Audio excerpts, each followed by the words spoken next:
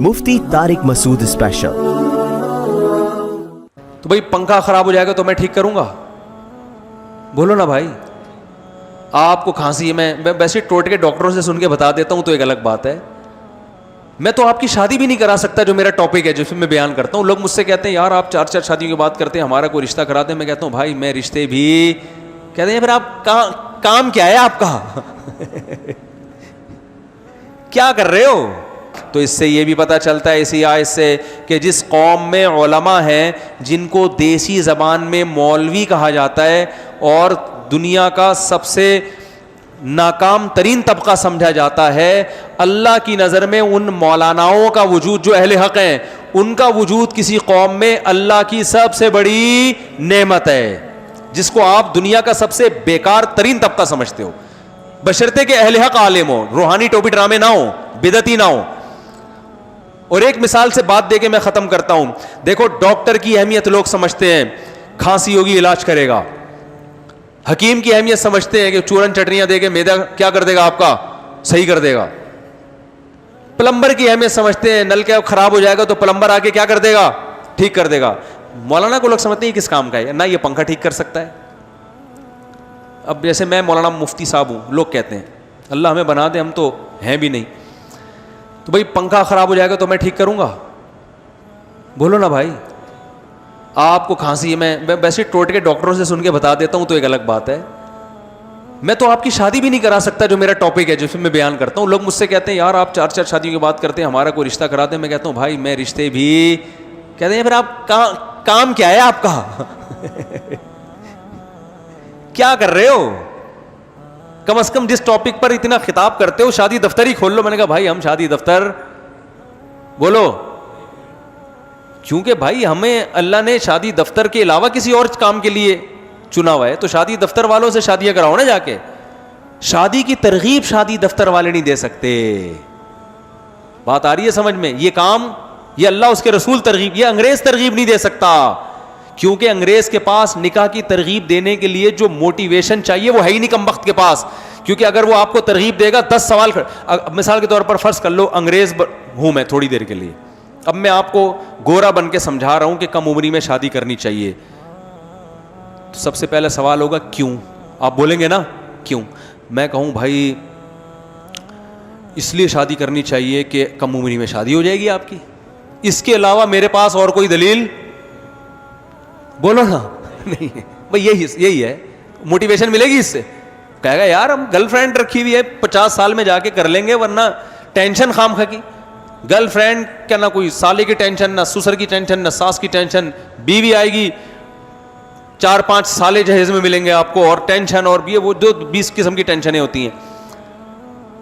तो जल्द निकाह की तरगीब, ज्यादा निकाह की तरगीब आपको मौलवी के अलावा कोई नहीं, उसके पास तरगीब के 20 तरीके हैं, क्योंकि वो कुरान और सुन्नत ने सिखाए हैं उसको। तो हम तो वो काम करेंगे ना जो हमें आता है, जो हमारे पास है।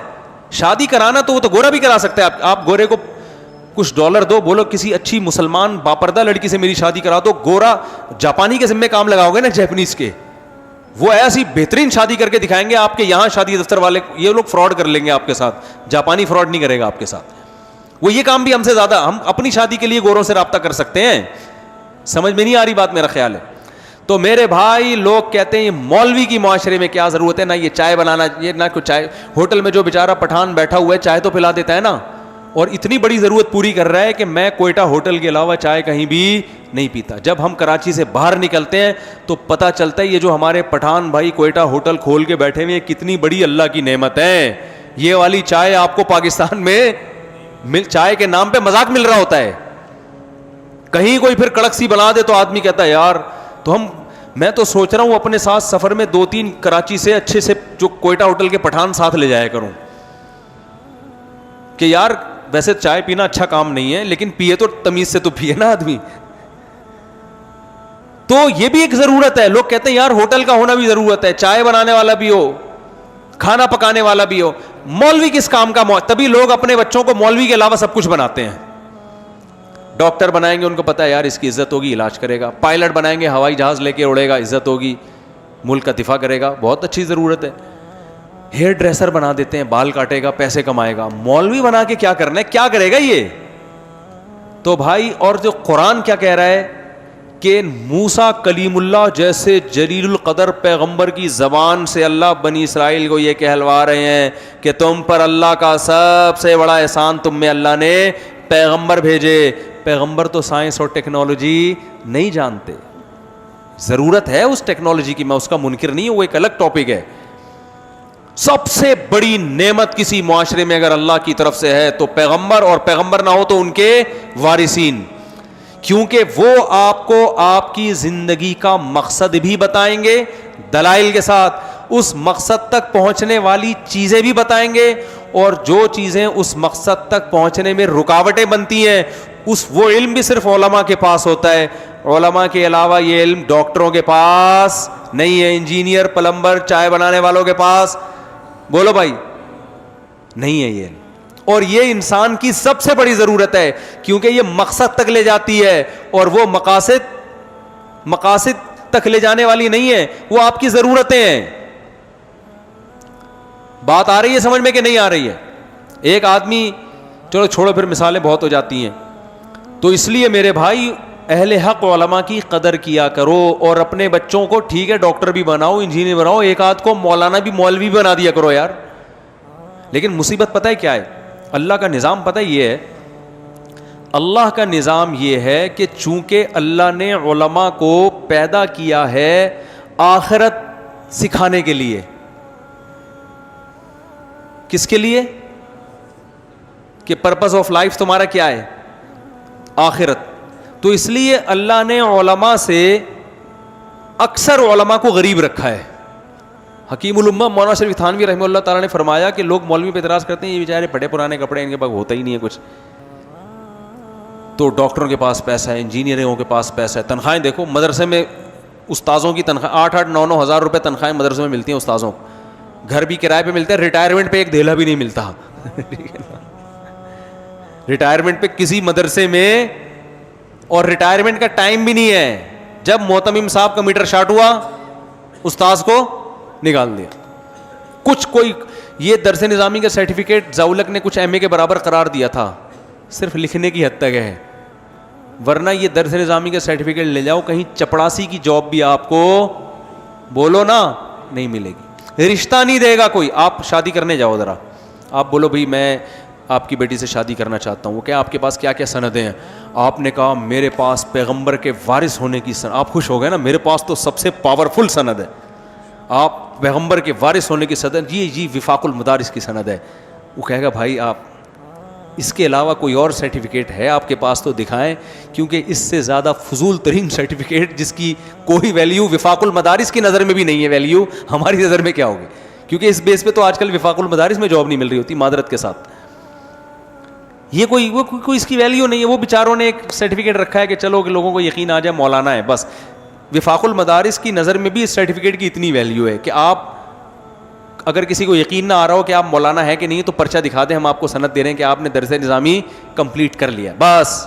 اس سے زیادہ ان کو بھی پتا ہے کہ کوئی ویلیو بولو نا بھائی نہیں ہے. تو چونکہ اس کی وجہ یہ ہے کہ حکیم الامہ حضرت مولانا اشرف علی تھانوی رحمہ اللہ تعالی فرماتے ہیں اللہ کی حکمت اور منشا نے اس بات کا تقاضا کیا کہ پیغمبروں میں بھی زیادہ غریب رکھیں, مالدار بہت کم گزرے. مالدار تھے داؤد علیہ السلام, 2-4 اور ہوں گے, باقی 99.9% پیغمبر کیا تھے؟ غریب مسکین. ہمارے نبی تو سید الانبیاء تھے, اور آپ سے زیادہ مسکین دنیا میں کوئی پیدا ہوا ہی نہیں ہے. 40 دن گھر میں چولہا ہی نہیں جل رہا, گھر میں آ کے یہ نہیں پوچھتے تھے کیا پکا ہے, گھر میں آ کے پوچھتے تھے کچھ ہے یا نہیں ہے. ہم تو آگے پوچھتے ہیں کیا پکا ہوا ہے, میں پتا پکا ہوا تو ہے, پتہ نہیں ہماری مرضی کا ہے کہ نہیں ہے. پیغمبر گھر میں آ کے پوچھ رہے ہیں کہ کچھ کھانے کو ہے یا نہیں ہے. امی عائشہ فرماتی کچھ بھی نہیں ہے, تو پیغمبر کو غصہ نہیں آتا تھا, اس لیے کہ ہم نے کچھ دیا ہے ہی نہیں, ٹھیک ہے نا, راشن ڈلوایا ہی نہیں ہے, تو اس گھر میں زوجہ نے یہی کہنا ہے نا کہ کچھ نہیں ہے, تو کوئی غصہ نہیں آتا تھا آپ صلی اللہ علیہ وسلم کو. اور آپ کی زوجہ کو بھی غصہ نہیں آتا تھا کہ پیغمبر نے راشن نہیں ڈلوایا, تو اپنی ہم بھی بھوکے ہیں, خود بھی آپ صلی اللہ علیہ وسلم کو بھوک لگ رہی, ہمیں بھی. تو آپ کی زوجہ کو بھی غصہ اس لیے نہیں آیا کہ نبی صلی اللہ علیہ وسلم پہلے بتا چکے تھے بھائی اسی غربت میں میرے ساتھ رہنا ہے تو رہو, کیونکہ میں پیغمبر ہوں, تم پیغمبر کی زوجہ ہو, اور اگر دولت چاہیے, پیسہ چاہیے, فتعالینا, قرآن کی باقاعدہ آیتیں نازل ہوئی, فتعالینا امتعکن واسرحکن سراحا جمیلا, آؤ میں تمہیں طلاق دیتا ہوں, کہیں اور شادی کرو, یہاں ایسے ہی رہنا پڑے گا. تو جب نبی گھر میں, ہم جب گھر میں آئے, گھر میں پوچھے کیا پکائے, بیگم کہیں کریلے پکے ہیں, اس پہ میٹر شارٹ ہو جائے گا, حالانکہ پکائے ہوئے ہیں.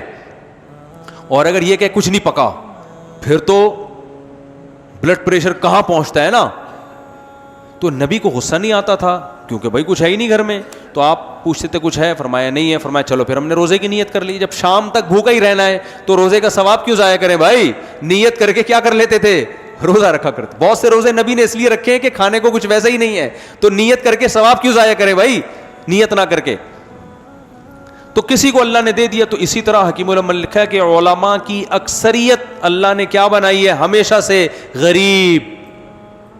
تو علماء کی غربت کو دیکھ کر ان پہ ترس مت کھایا کرو, اس لیے کہ جب ان کا وجود آپ کے اندر اللہ کی سب سے بڑی نعمت ہے تو یہ خود کتنی بڑی نعمت ہوں گے. آپ کہہ سکتے ہو ہم تو ویسے بھی ترس نہیں کھاتے, کیونکہ اسٹائل سے لوگوں کو یہی لگتا ہے کہ غریب علماء کو دیکھ کے ویسے بھی ترس. بولو نا بھائی, اگر ترس آ رہا ہوتا تو پیسے دے دیتے نا ان کو, کیا خیال, مجھے نہ دے, میں غریب نہیں ہوں.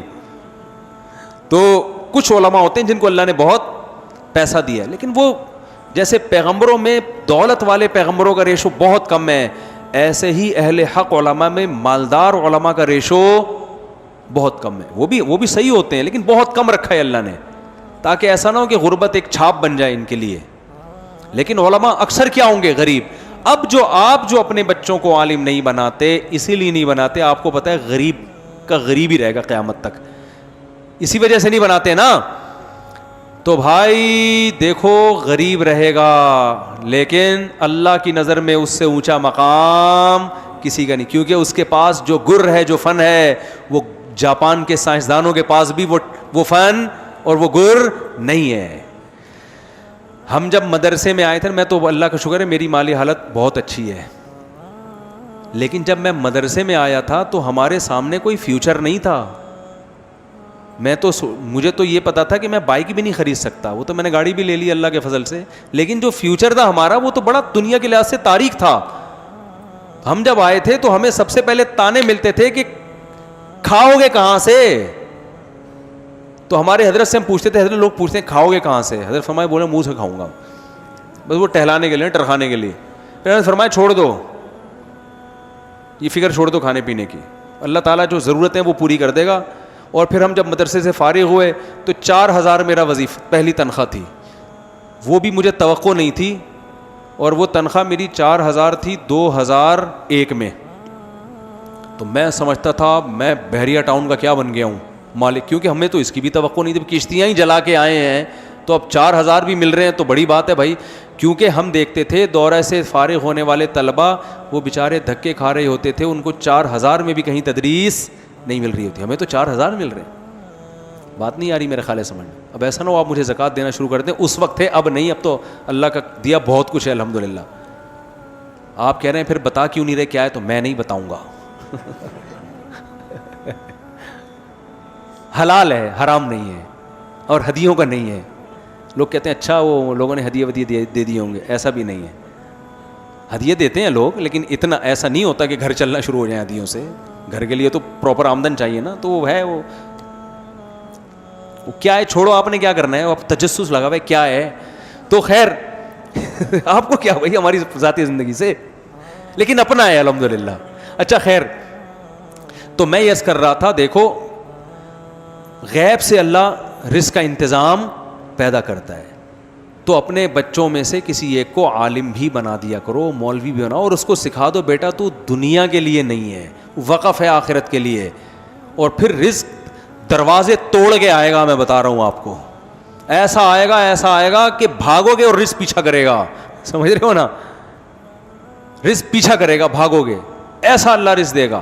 کیونکہ جو مشن تھا نا, دیکھو کمپنی دیکھتی ہے جو بندہ کام کا ہے اس کو کمپنی چھوڑتی ہے, ارے یار کمپنی, دیکھو میں ایک واقعہ سنا کے بات ختم کرتا ہوں, کیا کریں واقعے کے بغیر کھوپڑی میں بات بیٹھتی نہیں. ہمارے ایک دوست تھے, دبئی میں جاب ملی ان کو, انٹرویو میں ناکام کر دیا ان کو, حالانکہ بہت ایجوکیٹڈ آدمی اور اس کمپنی کے لحاظ سے انتہائی سوٹیبل. جاب اس لیے مسترد کر دیا کہ ان کی داڑھی تھی, کیونکہ پاکستانی کو بٹھایا ہوا تھا گورے نے کمپنی میں نا انٹرویو لینے کے لیے. اس نے داڑھی دیکھ کے بھائی یہ مولانا ٹائپ کے لوگ نہیں چلیں گے. کہیں گورے کا وزٹ ہوا جو کمپنی کا اونر تھا, اس نے جب ان کے ڈاکومنٹ دیکھے اس نے بولا یار یہ بندہ تو بڑا قابل ہے, تو اس کو تم نے فیل کیوں کیا؟ انہوں نے کہا سر یہ ذرا ملا ٹائپ کا آدمی ہے, داڑھی واڑی ہے اس کی. تو گورے نے کہا مجھے اس کی داڑھی میں کوئی بم رکھ کے تھوڑی آئے گا وہ, مجھے کیا نماز پڑھے روزہ رکھے, داڑھی ہے, ہندو ہے, قادیانی ہے, عیسائی ہے, مجھے کمپنی کے لیے جو میرے کمپنی میں جس ڈیزائن کا آدمی چاہیے اس سے بہتر آدمی مجھے نہیں ملے گا. گورے نے اس بندے کو کال کی, اس کو اسپیشل ٹکٹ دے کے بلایا اور انٹرویو اس سے خود لیا. اتنی ترقی دی کہ وہ اس بندے نے مجھے خود بتایا کہ تھوڑے دنوں میں انٹرویو لے رہا ہوں جاب کے لیے لوگوں کا وہاں بیٹھ کے. نہیں آ رہی بات؟ تو عقل مند آدمی یہ دیکھتا ہے کہ جس مقصد کے لیے اس کو بھیجا یہ پورا کر رہا ہے تو اس کی ضرورتیں میرے کمپنی یہ جب خیال کرتی ہے تو اللہ نہیں کرے گا خیال. اللہ کو پتا ہے پیغمبروں کا دروازہ کیا ہو گیا بند, اب علماء ہی ہیں جو پیغمبروں کے کام کو سنبھالیں گے. تو اللہ دیکھتے ہیں جو مولوی اللہ کے کام میں لگ گیا ہے تو پھر اللہ کہتے ہیں اب 4 شادیاں بھی میں کراؤں گا تیری. میں اپنے اوپر یہ خدا نخواستہ مثال نہیں دے رہا, میری تو ویسے بھی 3 ہیں اور ضروری نہیں ہے کہ اس لیے کرائیوں کہ میں دین کے کام میں لگا ہوا ہوں. اتنے بڑے دعوے کرنا تو بڑا خطرناک ہے, ہم تو نالائق لوگ ہیں, وہ تو آخرت میں پتہ چلے گا. لیکن اگر میں آپ کو بتاؤں آپ کی شادی نہیں ہو رہی ہے نا, آپ مولوی بن جاؤ ٹھیک ہے, اس نیت سے نہیں کہ شادی ہو جائے, اللہ کے کام میں لگ جاؤ. لوگوں کی ایک ہوتی ہے, اللہ آپ کی کتنی کروائے گا؟ 4. اللہ کہتے تو کام کو فوکس کر, شادیوں کی فکر چھوڑ دے, کام میں لگا ہوا ہے اس کو چھوڑ دے. اگر رزق کی تنگی ہوگی اس کی وجہ سے کام میں نقصان ہو رہا ہے, اللہ کہے گا کام کو فوکس کر, پٹھان ہوٹل کے پراٹھے تجھے میں کھلاؤں گا اور تیرے ہضم بھی کروا دوں گا میں. تو میرے بھائی جب کمپنی اس کا خیال کرتی ہے کہ جو بندہ اس کے مقصد میں لگا ہوا ہے, کمپنی کہتی ہے اس بندے کو نہیں چھوڑنا, ہم نے اس کی ساری ضرورتیں پوری کریں تاکہ کام کو فوکس کرے, تو مولوی کو اللہ کیسے چھوڑ سکتے ہیں یار کہ وہ کام میں اللہ کے لگا ہوا ہے اور اللہ کہے یار تجھے, اللہ کہے کہ تو کام میں لگ رہا ہے, تیری ضرورتیں کون پوری کرے گا؟ تجھے شادی کی ضرورت ہے وہ میں پوری کروں گا, تجھے کھانے کی ضرورت ہے وہ میں پوری کروں گا, تجھے گاڑی چاہیے وہ میں پوری کروں گا. تو کام میں لگے, تو کام میں لگ جاؤ. اور میں نے دیکھا ہے جو علماء کام میں لگے ہیں ان کے لیے گاڑی بنگلہ ان کی ویلیو مٹی کے برابر نہیں ہوتی, سمجھ رہے ہیں نا, ان کی کوئی ویلیو نہیں ہوتی. ان کو ایسا اللہ نے ویژن دیا ہوتا ہے, اتنی بلند سوچ دی ہوتی ہے, چیزیں ان کے دائیں بائیں. یہ جو علماء لینڈ کروزر میں اور بڑی بڑی گاڑیوں میں گھوم رہے ہیں نا, لوگ کہتے ہیں بڑی عیاشی, ان کے لیے اس لینڈ کروزر کی کوئی ویلیو نہیں ہے. اس کی سب سے بڑی دلیل ہے ان کی لینڈ کروزر چھن جائے نا, ان کو کوئی رونا نہیں آتا, کچھ غم نہیں ہوتا ان کو. دیکھو آپ کے دل میں کس چیز کی کتنی محبت ہے, اس سے نہیں پتہ چلتا کہ آپ اس کو استعمال کر رہے ہو, اس سے پتہ چلتا ہے کہ جب چھن جاتی ہے تو غم کتنا ہوتا ہے. علماء کے پاس گاڑیاں بھی ہو سکتی ہیں, بنگلے بھی ہو سکتے ہیں, لگژری لائف اسٹائل بھی ہو سکتا ہے, مگر اس اسٹائل سے انہیں عشق نہیں ہوتا. ان سے اگر یہ چیزیں چھن جائیں تو انہیں وہ غم نہیں ہوتا جو دنیا دار کو ہوتا ہے. اس سے پتہ چلتا ہے کہ علماء یہ چیزیں استعمال تو کرتے ہیں مگر ان چیزوں کو دل میں جگہ نہیں دیتے. تو اللہ کا ہر مسلمان سے یہ مطالبہ ہے کہ چیزیں استعمال کرو, ان سے محبت مت کرو, یہ مقصد نہیں ہے. اب بھی بات سمجھ میں نہیں آئی تو بھائی پھر رینجرز, پولیس اور حکومت امریکہ کوئی بھی دنیا کی طاقت نہیں سمجھا سکتی. پھر مرنے کے بعد سمجھ میں آئے گا. ان کا انتقال ہوا نا, جنہوں نے یہ کہا تھا کہ میں نہیں بتاؤں گا, ٹھیک ہے نا, تو لوگوں نے کہا کہ اب تو آپ کو بتانا پڑے گا, ٹھیک ہے نا. اور یہ ہے کہ میں خدا نخواستہ کسی کا مذاق نہیں اڑا رہا, کسی کے دنیا سے جانے کے بعد تو ویسے بھی اس کا مذاق نہیں اڑانا چاہیے. میں ایک مثال دے رہا ہوں کہ مرنے کے بعد سمجھ میں آ جائے گا. تو اللہ کرے میری بھی دنیا میں سمجھ میں آ جائے. میں جو باتیں آپ سے کہہ رہا ہوں میں سب سے پہلے خود اس کا محتاج ہوں. بات کرنا الگ چیز ہوتی ہے, بات تو کرنا آسان ہے, میں بھی کر رہا ہوں. دیکھو سگریٹ کے فضائل ہر سگریٹ کے ڈبے پہ لکھا ہوتا ہے, سگریٹ پینا صحت کے لیے نقصان دہ. ہر ڈاکٹر کہہ رہا ہوتا ہے لیکن خود بھی پی رہا ہوتا ہے. تو یہ نہیں کہ میں ممبر پہ بیٹھ کے اتنی باتیں کر رہا ہوں تو پتہ نہیں میں کتنا نیک ہوں گا. بھائی میں ساری باتیں اس لیے کر رہا ہوں کہ بات تو بہرحال درست ہے, چاہے میں خود بھی عمل کروں یا نہیں کروں تو اللہ مجھے بھی عمل کی توفیق عطا فرما دے, اس لیے کر رہا ہوں میں, اور ہم سب کو توفیق عطا فرما دے. اور اللہ تعالی ہمیں مقصد حیات کو سمجھنے کی توفیق عطا فرما دے. سبحانک اللہم و بحمدک نشہد ان لا الہ الا انت نستغفرک و نتوب الیک. بیان بہت لمبا ہو گیا, مسائل نہیں ہو سکتے اس دفعہ.